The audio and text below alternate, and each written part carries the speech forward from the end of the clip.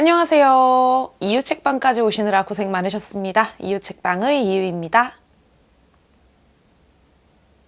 돌아온 11월의 월말 독서 결산 영상입니다. 이번 달에는 제가 변동사항이 좀 많았어요. 직장을 옮기게 되기도 하고요. 직장을 옮기면서 스케줄 근무로 일을 하다 보니까 좀 일하는 시간이 들쭉날쭉해져가지고 독서를 충분히 많이 하지는 못했던 시간이었다라고 말씀드릴 수 있을 것 같은데요. 각설하고 그러면 제가 어떤 책들을 읽었는지 간단하게 여러분들께 소개해드리도록 하겠습니다. 11월 첫 번째로 읽었던 책은요, 그러니까 최근에 올라갔던 영상이죠. 작업책방 씀이라는 공간에서 구매를 했던 천둥 작가님의 요즘 덕후의 덕질로 철학하기라는 책을 읽었습니다. 여러분, 빠순이의 힘은 대단하다고 하죠. 저도 사실 하나의 빠순이라고 할 수 있는데요. 저는 2PM의 장우영을 좋아합니다. 이런 빠순이의 힘으로 저는 뭐 일도 하고 유튜브도 하고 아프리카도 하고 이러면서 있어요. 우리 오빠에게 부끄럽지 않은 사람이 되기 위해서,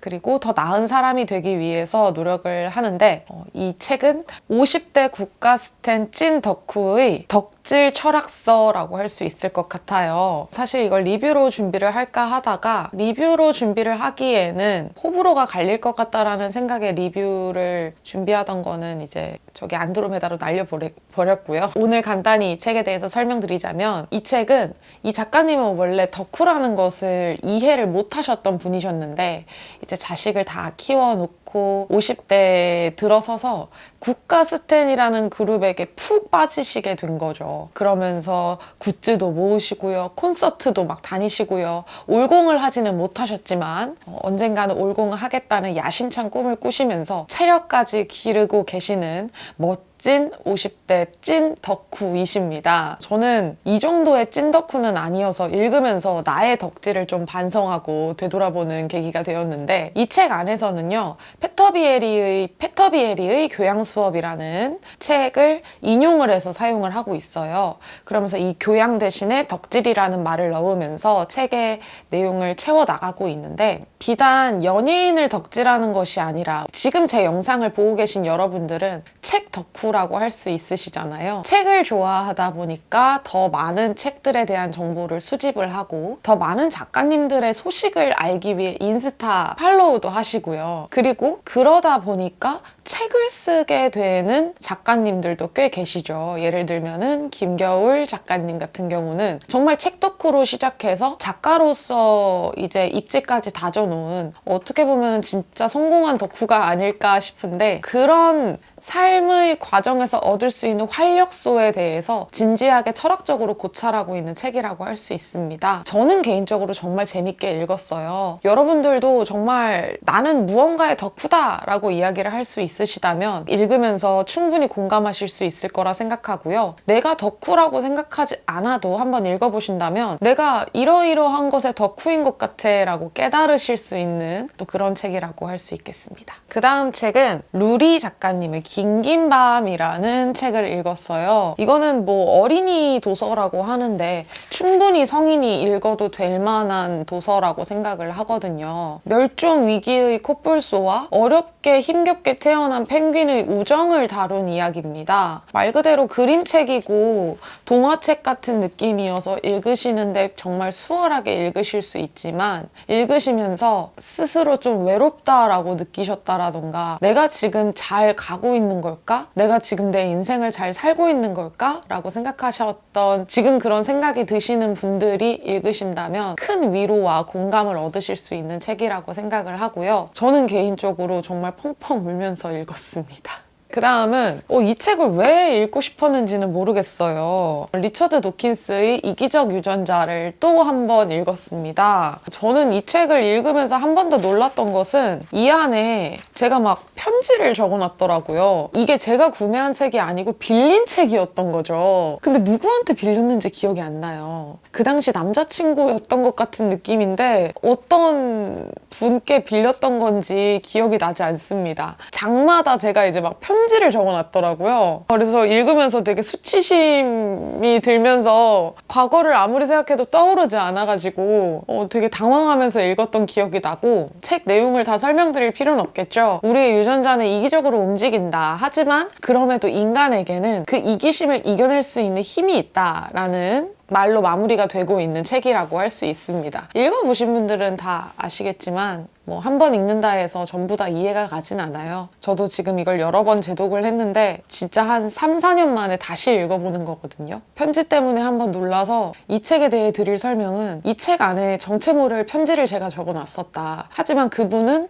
이 편지를 읽지 못했을 것이다 정도로 요약할 수 있겠습니다. 그 다음은 저희 독서 모임 선정도서로 읽은 책이었고요. 토마시 예드로프스키의 어둠 속에서 헤엄치기라는 책을 읽었습니다. 이 책은 동성애, 그리고 사회적, 정치적 이슈에 대해서 다루고 있는 소설인데요. 이 작가님의 첫 장편 소설이라고 해요. 그래서인지 이게 동성애 키워드로 읽어야 할지, 정치적, 사회적 이슈로 초점을 맞춰서 읽어야 할지 좀 혼란스러운 부분이 있는, 좀 정리가 안 된, 하고 싶은 말이 너무나도 많은데 정리가 안 된 느낌의 소설이어서 아쉽기는 했지만요. 혹시 읽어보신다면은 동성애 키워드에 맞춰서 한 번 읽어보시고, 또 정치적, 사회적 이슈에 맞춰서 한 번 더 읽어보시면 어느 정도 정리가 될 수 있는 소설이라고 생각을 합니다. 그 다음은 황정은 작가님의 일기라는 에세이를 읽었어요. 보통 이런 에세이들이 가볍고 통통 튀는 느낌도 있지만 저는 이 책 표지에서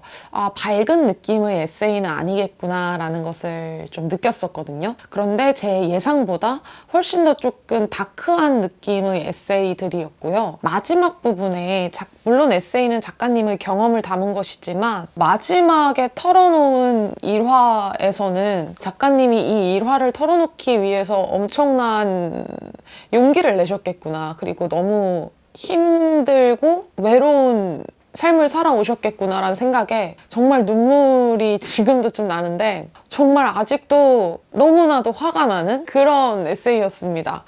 마지막에 어떤 내용이 담겨 있는지는 여러분들께 말씀드리지 않을 거예요. 궁금하신 분들 한번 읽어보시고 마지막 부분 읽어보신다면 왜 제가 그렇게 화를 냈는지, 화가 났는지, 아직도 화가 나 있는지 아실 수 있을 겁니다. 그 다음 책은 조금 밝게 가볼게요. 김초엽 작가님의 행성어 서점을 읽었습니다. 아니, 김초엽 작가님 올해만 3권의 책을 내셨잖아요. 제가 지난달에는 지구 끝의 온실을 읽었고, 지금 방금 떠나온 세계 같은 경우는 아껴 읽고 싶어서 다음 달에 읽을 예정으로 남겨두었거든요. 이 행성어 서점은 초초초 단편집입니다. 초초초 단편 소설집인데, 아니, 작가님, 김초엽 작가님 괴물이신가요? 아니, 이렇게 초초초 단편집에 이런 다양한 아이디어를 넣으시면 다음 책은 대체 어떻게 쓰시려고. 정말 하나의 소설들이 다 재미가 있습니다.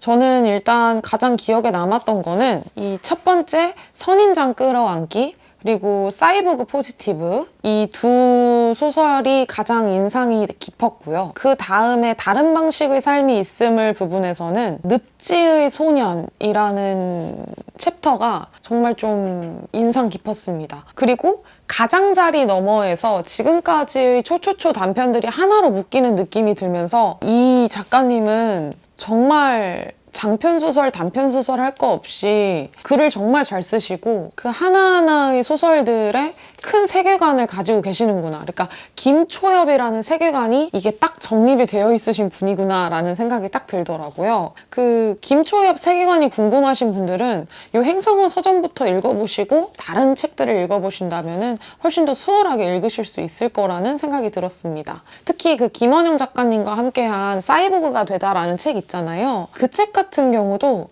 오히려 행성어 서점을 읽고 나서 읽으신다면 훨씬 더 이해하기에도 쉽고 또 어떤 말을 하고자 했는지 명확하게 보실 수 있을 거란 생각이 들었어요. 그 다음은 제가 크게 꿈을 꾸고 있는 것 있죠? 잃어버린 시간을 찾아서 완독하기. 절반 왔습니다. 거의 절반 왔어요, 이 정도면. 5편까지 읽었습니다. 사실 4편보다 5편을 흡입력 있게 읽지는 못했던 것 같아요. 6편을 읽고 6편의 해설을 한번 봐야 5편의 그림이 어느 정도 잡힐 것 같은데, 저는 1, 2, 3, 4, 5를 읽은 것 중에 이 5편이 가장 정리가 안 된 느낌이라고 해야 할까요? 제가 개인적으로 줄거리를 정리하기에도 너무나도 힘들었던 5편이었습니다. 그 다음은 최은영 작가님의 밝은 밤을 완독을 했습니다. 이 소설은 최은영 작가님의 첫 장편 소설이죠. 그리고 이번에 신간이고요. 엄청 울면서 읽었어요. 뭐 울지 않으신 분들도 계시겠지만 그래도 울컥울컥 하셨을 거라고 생각을 합니다. 그리고 이미 너무 핫한 책이라 많은 분들이 읽으셨겠죠. 핫해서 그리고 이미 많이 읽어보셨을 것 같아서 리뷰를 준비 안 하려고 했는데 이거는 정말 제 감상을 길게 털어놓고 싶어서요. 리뷰로 준비를 할 예정입니다. 다음 주쯤에 리뷰 영상으로 올라갈 예정이어가지고 가볍게 이 책에 대한 설명은 패스하도록 하겠습니다. 그 다음은 저희 이번 독서 모임 또 선정 도서인데요. 아까 첫 번째 설명드렸던 천둥 작가님의 요즘 덕후의 덕질로 철학하기 책에서 인용된 페터 비에리의 교양 수업이라는 책을 읽었습니다. 이 책 같은 경우는 1부와 2부로 나눠져 있어요. 제목은 교양 수업이라 그래서 1부, 2부 다 교양을 다루는 것 같지만 1부에서는 교양에 대한 강의를 다루고 있고 2부에서는 문학이라는 것에 초점을 두고서 학문적 언어와 문학적 언어는 어떻게 다른가에 대한 강의에 대해서 집중하고 있는 책이에요. 그래서 교양에 대해서 초점을 맞춰서 읽으시려고 한다면 1부만 읽으셔도 무방하고요. 페터 비에리라는 이 철학가에 대해서 어느 정도 알고 계시는 분이라면은 1부, 2부 둘 다 한번 읽어보시는 걸 추천드리는 책입니다.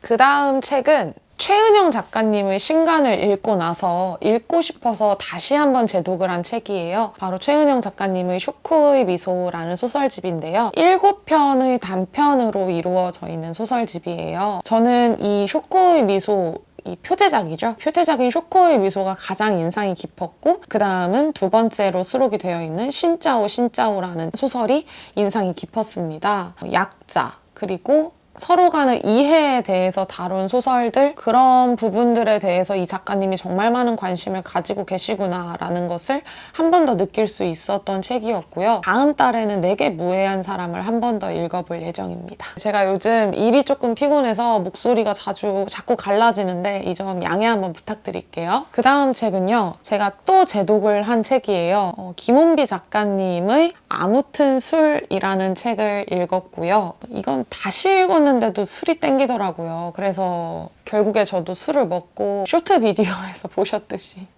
노래방에서 아주 방방 뛰면서 놀았습니다. 정말 가볍게 술 마시고 싶을 때 혼술하면서 읽기 정말 좋은 책이에요. 제가 왜 김원비 작가님의 아무튼 술을 읽었을까요? 바로 김원비 작가님의 신간 다정소감을 읽기 위해서 읽었습니다. 재밌게 읽었고 이번에 읽을 때도 여전히 재밌었고요. 이 다정소감 제가 언박싱 했을 때는 조금 다른 문체일 것 같다라고 말씀을 드렸는데 전혀 달랐어요. 역시나 가볍고 통통 튀는 문체의 에세이 집이고요. 한 번도 뵌 적 없고 말도 한 번 섞은 적 없는데 이 책을 읽고 나면은 뭔가 나 김은미 작가님이랑 아는 것 같아. 그러니까 내적 친밀도가 정말 올라가는 책이라고 할 수 있을 것 같아요. 그러니까 김은비 작가님은 이런 사람일 것 같아.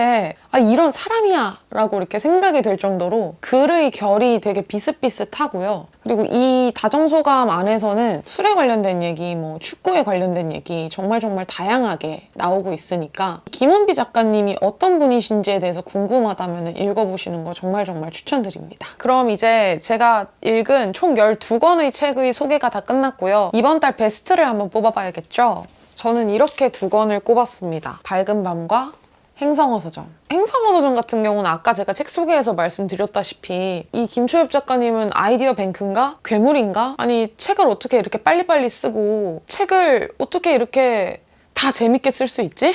라는 감탄을 할 수밖에 없어요. 읽어보신 분들은 아시겠지만 그리고 심지어 이 3권의 책을 올해 내셨다는 것 아이디어들도 너무 다 재밌다는 것 아니 이럴 수 있나? 정말 난 너무 고마운데 내년에 책을 안 내시려고 그러나? 이제 작가 생활 포기하시려고 그러나? 그런 마음이 생기고 오히려 제가 김초엽 작가님을 걱정할 정도로 그냥 정말 재미면에서 최고입니다. 김초엽 작가님이 얼마나 글을 잘 쓰는 사람인지 알 수 있게 해줬던 소설이기도 하고요. 누군가가 물어본다면 단연코 김초엽이라고 이렇게 추천해 줄 수 있을 만한 제 최애 작가님이 한 분 더 늘어났네요. 원래도 김초엽 작가님을 좋아했지만 뭔가 순위가 올라간 느낌이라고 할까요? 그래서 베스트로 한번 꼽아봤고 이 최은영 작가님의 밝은 밤 같은 경우는 오랜만에 제가 책을 읽으면서 감정이입을 하고 또 이 제목에 대해서 고민을 깊게 하고 관계들에 대해서 고민을 깊게 했던 책이었어요. 제가 요즘 독서량은 많은데 뭔가 몰입해서 깊게 읽는다는 생각이 안 들어서 스스로 독서 생활을 많이 반성하고 있었거든요. 그런데 이번 밝은 밤을 읽고 나서는 정말 내가 완전한 독서를 했구나라는 마음이 들었습니다. 김추엽 작가님의 아까 말했던 행성어 서점은 초초초 단편인 만큼 뭔가 빠르게 읽어나갈 수 있는 재미가 있었던 반면에 이 최은영 작가님의 밝은 밤 같은 경우는 천천히 슬로우 푸드처럼 되게 천천히 뭉근한 느낌을 받을 수 있었던 독서를 저에게 선물해 줬기 때문에 이번 달 베스트로 꼽아봤습니다. 패스트푸드, 행성어 서점, 슬로우 푸드, 밝은 밤이라고 설명할 수 있을 것 같은데 뭐 우리가 생각하는 그 패스트푸드 건강에 안 좋다 이런 느낌이 아니고요. 정말 바쁠 때 빠르게 재밌게 읽을 수 있는 소설과 천천히 시간을 들여서 충분히 녹아내리면서 읽을 수 있는 소설 한 편을 저는 이번 달 베스트로 한번 꼽아보도록 하겠습니다. 이렇게 제 이번 달 독서 현황과 베스트 두 권을 한번 꼽아봤고요. 앞으로 꾸준히 올리긴 할 테지만 그리고 이제 제가 독서 스트리밍이라던가 이런 거 중에 아프리카 방송 중에서도 왜 독서 모임 홍보를 잘 안 하시나요? 라고 질문을 받은 적이 있어요. 그래서 저는 이제 지금 총 5명의 멤버로 운영을 하고 있는데 답변을 어떻게 드렸냐면 저희 독서 모임은 일방적으로 제가 알려드리고 어떤 감상을 말씀드리는 것이 아니라 정말 구글 미트를 통해서 서로 얼굴을 보면서 대화를 나누는 방식으로 운영이 되고 있어요. 그래서 인원이 많아질수록 서로 나누는 감상의 깊이가 조금 얕아지지 않을까란 걱정에 홍보를 제대로 하지 않았었는데 이번 영상 마지막 부분에서 한 번만 제대로 홍보를 해보도록 하겠습니다. 이유의 독서 모임 참여하실 분들을 모집합니다. 카카오톡에 이유의 독서 모임이라고 검색을 하시면은 오픈 채팅 방이 나올 거예요. 들어오셔서 인사 한마디 남겨주시고 저희 선정도서 제가 공지에 띄워놨으니까 구매해서 읽어보시고 제가 독서 합평 날짜에 항상 구글 미트 주소를 올려드려요. 그럼 접속하셔서 함께 감상을 나누시면 됩니다. 얼굴 보이는 게 부담스러우시다면 얼굴 가려놓으셔도 상관없어요. 목소리만 들어도 저는 정말 행복할 것 같습니다. 이렇게 조금 더 많은 분들과 감상을 나누는 것도 좋을 것 같다라는 생각에 마지막 마무리에서 이렇게 홍보를 한번 해보고요. 오늘 영상 여기서 마무리하도록 하겠습니다. 오늘 영상도 즐거우셨다면 좋아요하고 구독하고 알람 설정까지 부탁드리고요. 그럼 모두들 조심히 내려가세요.